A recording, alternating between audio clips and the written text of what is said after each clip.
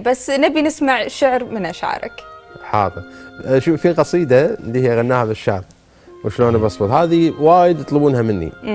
وكل ما ادخل لقاء ودي اقول شيء جديد، ما ودي اعيدها، ولكن يعني يطلبونها بكثره فانا بعيدها. واحنا بعد نطلبها نزولا عند رغبتكم ورغبه الاخوان المتابعين والمشاهدين. وشلون بصبر وانا على البعد ما اصبر، ما علمتني حياتي غير حبي لك. مرات اقول القصى مكتوب ومقدر، ومرات اقول اللقى لي فيه وجهي لك. من علم الناس ما تسهر وانا اسهر، ومن علم الناس ما تبكي وانا ابكي لك.